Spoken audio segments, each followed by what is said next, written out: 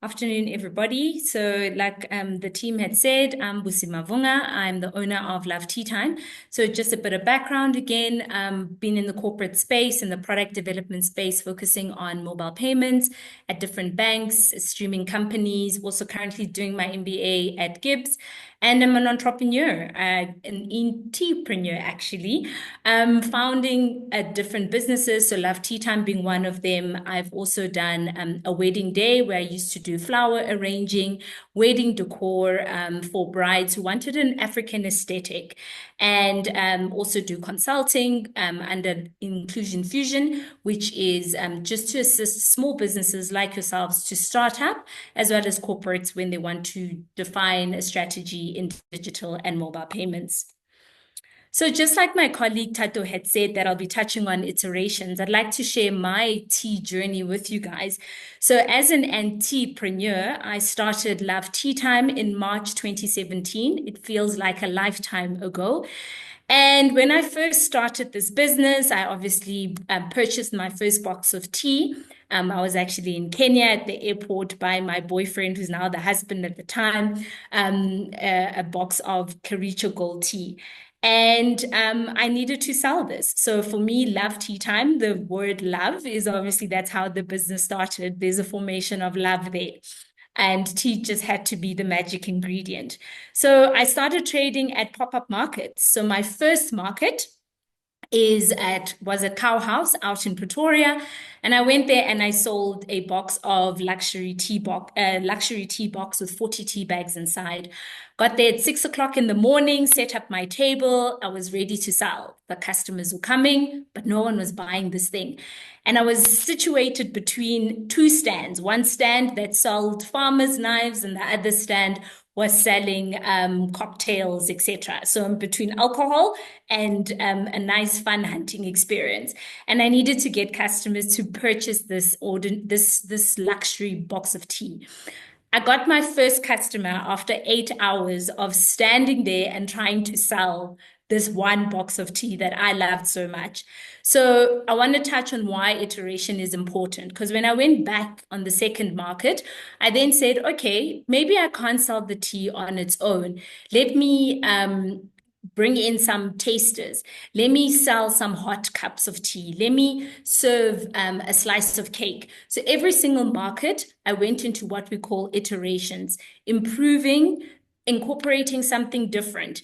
Around market 6, we started doing iced tea. We found that there's a captive audience in children. They love sugar. So we did blueberry iced tea. We did some ginger and lemon tea.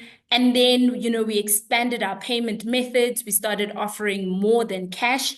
We had a speed point device. We had a miniature Yoko. We started accepting card payments, started accepting QR codes. So I have a saying that you never miss a sale. So I had literally every single payment method you could think of. We accepted it. I also then realized that customers don't only want to buy the luxury tea box. They want individual flavors. They want to only buy ginger and lemon. They want to only buy apple and cinnamon. So I started bringing in individual tea boxes, black tea, and different types of teas, so that our customers are given a diversity and a huge range that is available to them. So thus far, we've traded at over 250 pop-up markets across Pretoria and Johannesburg.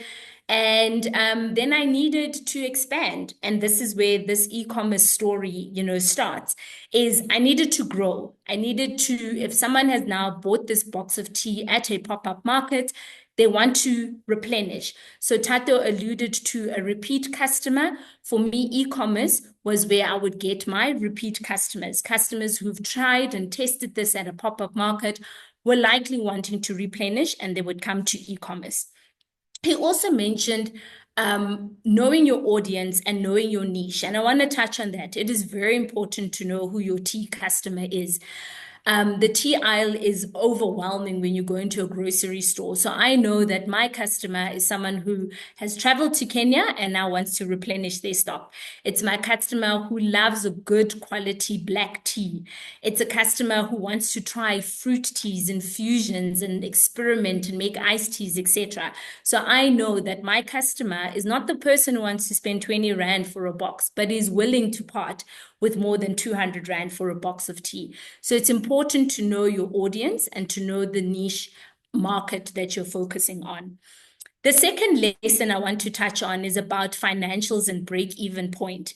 So Tato also alluded about rent. As an entrepreneur, you want to access markets. You want to sell this product that you're offering to your customers. So for me, my fixed costs were the rent that I'd pay at these pop-up markets. The rent would go anything from 250 Rand a day to 1,000 Rand a day. So irrespective of whether I sell one box or 100 boxes, I still have to pay that landlord their rent.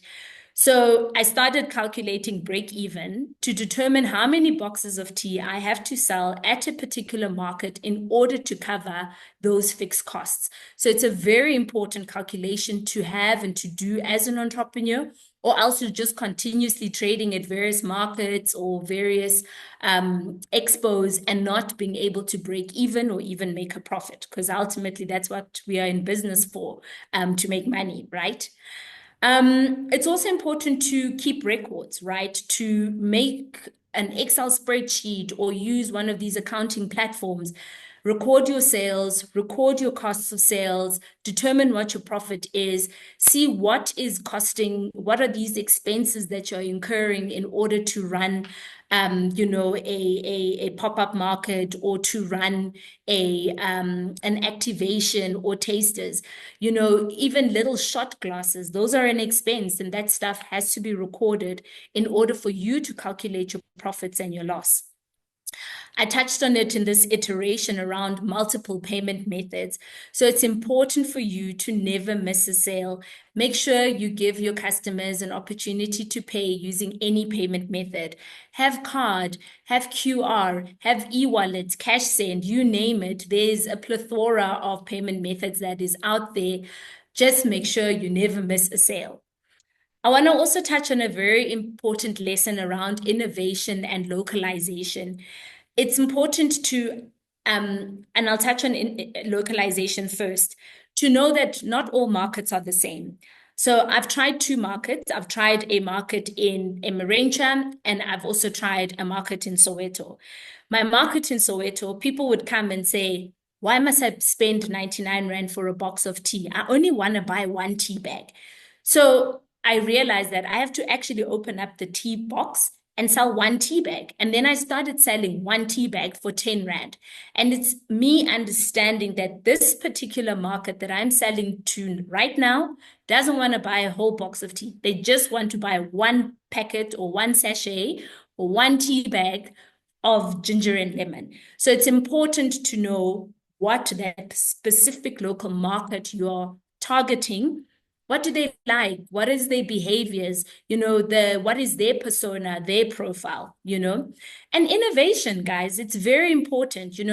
It's part of the iterative process. I started, it was just a box of tea.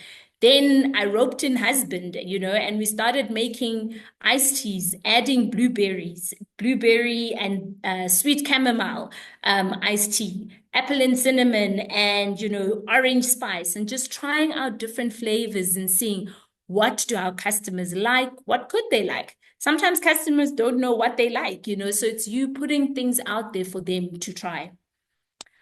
Other lessons is around accessing to markets, guys.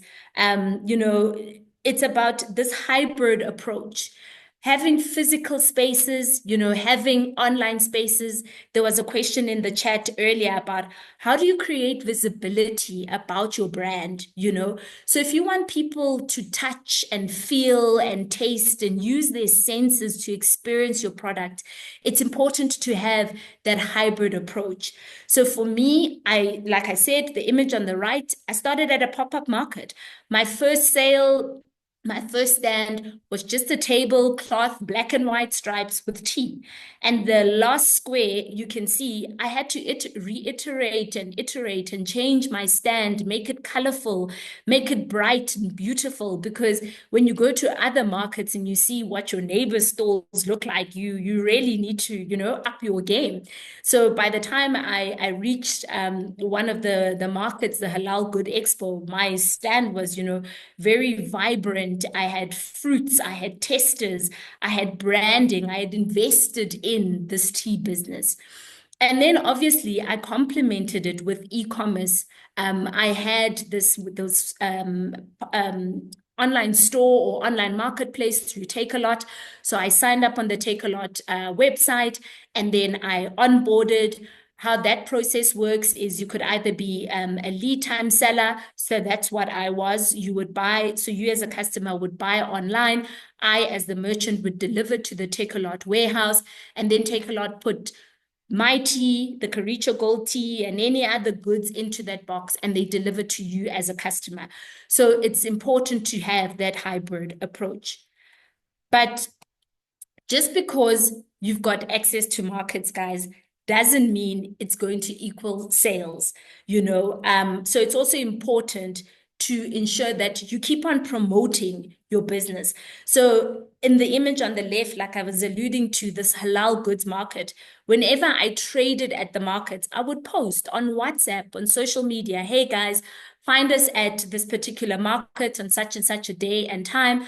Come and purchase and come and try out Karicho Gold teas. And on this particular slide, I want to land the message about starting with what you have. So I was driving a little Yaris at the time. I didn't go off and go invest in a bakkie and a truck just to go trade at a pop-up market. So if you can see, I had a gazebo, I had 4 foldable tables, and I had a branded Love Tea Time stand and one of my teologists. And we were able to pack all of that stand into the Yaris and be able to commute from Joburg to Pretoria. So you don't always have to invest and you need millions and thousands. Just start where you are with what you have. I want to go back to the access to markets. If you do groceries, the tea aisle is very overwhelming. There are so many brands. So I approached one of the retailers, which was Spar at the time, and I was like, please, can I come and sell at your store? It's also easier to also approach the franchise-owned stores because the business owner is very active in the business. So they're able to do the terms of negotiation much quicker. So I landed on 2 shelves, but the tea just stood there, and I was like, why is no one buying? So then I then started doing activations in the retailer, and I was offering guys samples and testers so people could walk away with a tea bag that they could try at home, or they could have some tasters in the store. And then ultimately that would lead to sales. So once you've tasted, you love the product, I'll be like, hey, please add it to your trolley, and then go cash up at the teller.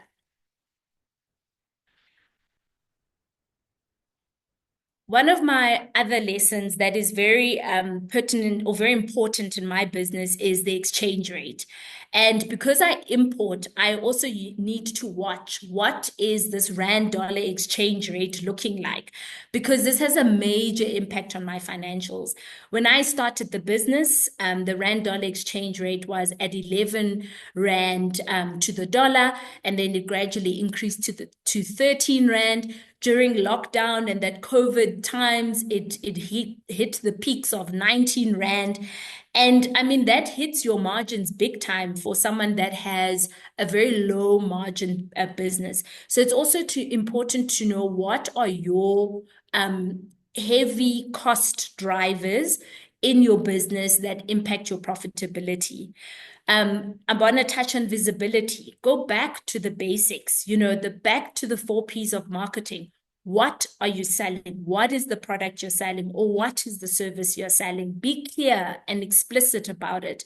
When Tato was alluding to search engine optimization, be explicit. What is that product you're selling? So that when you do a Google search for Karicho Gold tea, you must be listed there. It mustn't just be tea. Know what price you're selling it for. There's nothing people hate as when someone says, hey, I'm selling tea, but then they don't mention where do you buy it, what kind of tea is it, what are the benefits, and then there's all these Facebook comments and questions, in the chat. Where do I get it? How does it taste? All those things. So if you go back to the basics, you're able to get over these challenges and give your customers a really good customer experience. Um, Being an entrepreneur also opens up other career opportunities. I was able to now understand take a lot from the marketplace perspective and engage them with regards to roles at their marketplace division a couple of years ago. And for me personally, I call it my blended identity. So I call it a tea tales of business. So it's also a play on words, Busi-ness. And because now I have a blended corporate and entrepreneurship profile, so whenever I engage with any other stakeholders, I'm able to present two sides to what Busi has got to offer. So, just to echo my colleague's sentiments around what is the difference between owning your own store and having a marketplace? So, things to consider when you have your own store, you have to set this thing up. So, either you can go with your Shopify's, etc. But then you also have to maintain the store and you have to pay a monthly fee and ensure that there's traffic that is coming to that fee, to that site, I mean. So it's also important to weigh up those options. When you go the marketplace route, that is already set up for you. You just have to log on to that portal, upload very clear photos, and your pricing for your customers to see on that merchant portal. So it's a very different infrastructure and config that you have to go through in terms of the difference between owning your own store and a marketplace. Things to also consider, a payment gateway. There's a lot of payment service providers that are out there in the market. Some of them charge a flat fee, others charge a tiered fee. So it's also important for you when you're making and calculating your costs to see what are these payment gateways or payment service providers charging in order when you have your own store. You also have to consider logistics. So when you have your own store, you need to also either integrate a courier company or have your own courier company. So I currently use things like Bremer Logistics or Remit Logistics, and then they come and collect the stock at my property, and then they'll be able to then deliver at Take a Lot, who then on delivers to you as the customer. If you have your own store, those are the things that you now have to think about is that last mile. So you are going to deliver to the customer either door to door, or does the customer collect at your warehouse or your house? So it's very important to think of the customer journey from a logistical perspective. I've touched on marketing. Always remember your 4 Ps of marketing. There's nothing the image on the right always, how do you price this product? How do you market this product? How do you communicate this product? Do you say to your customers, the box of tea is 200 Rand, but shipping is 50 Rand? And then people are like, gonna say, it's expensive because it's quarter of the price. Or do you actually just say the tea is 250 Rand, delivery included? Just check that queue even becomes longer because it's just that fee that the customer doesn't have to, see it or complicate their lives because you want to give them a good customer experience. It's important to, analyze your traffic, your conversions, and your sales funnel. Tato went through this in detail, so I think you guys can play that back. But it's also very important to know that sales on an e-commerce store that you own and sales on a marketplace store that you own are going to be very different, because on your own store, you now have to drive traffic to this website. So I used to have my own standalone store. There's days where no one used to visit my website. A month would go and no one used to visit the website, but I would be paying Shopify that fee. So it's also important to know how much traffic is going through the store, and is it still worth having your own standalone store versus selling at a marketplace? And also selling on a marketplace, it's also not that easy. I remember the first month I only sold one box. And then the next month, I sold 10 boxes. And then it started increasing. But I was also very proactive in marketing. I would leverage my social media. I would say, hey guys, we are now on Take a Lot. You can find this Karicha Gold tea. Please click on this link. So it's also very important to spread the word and market your product, because ultimately it is your business at the end of the day. And cash flow, guys, cash flow is king. And cash flow is reality. So the nice thing about Take a Lot, and I allude to it because I sell there, from a cash flow perspective, they pay out every 7 days, which is quite nice, whereas some of the retailers take a bit longer. So that is also something you must consider when you have your own store versus marketplace versus going into retail. So this is just a view of our macro environment. If you guys, let me take you back, way back into 2020 when our president announced 21 days lockdown.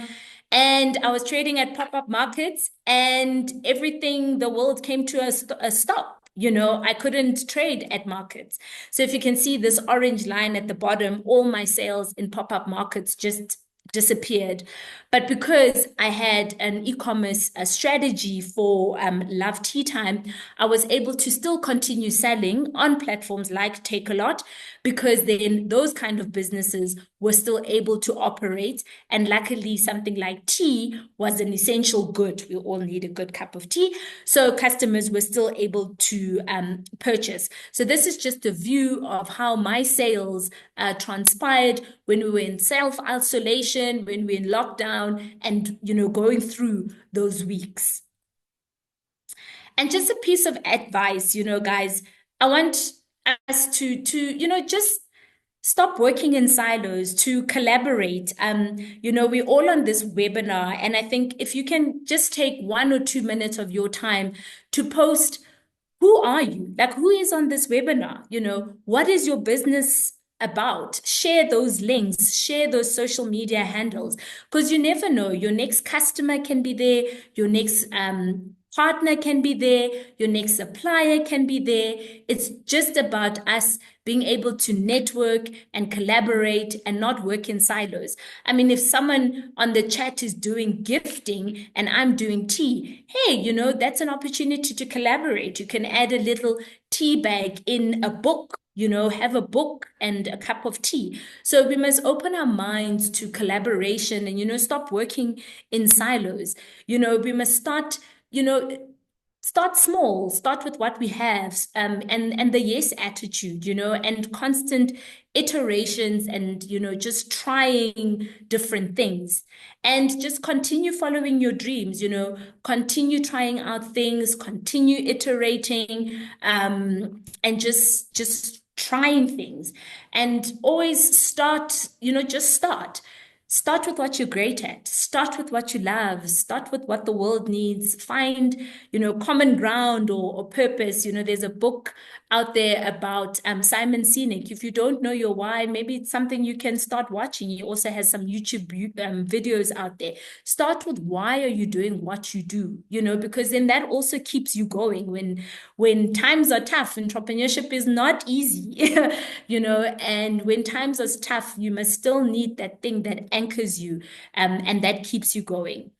Cool. So I want to encourage you guys to not be the best kept secret in South Africa. I want you guys to connect with us, LinkedIn, Facebook, social media, chat on the chat. This is a great forum with SME South Africa. They've got great resources about how to get onto e-commerce, but let's grow together, build this network.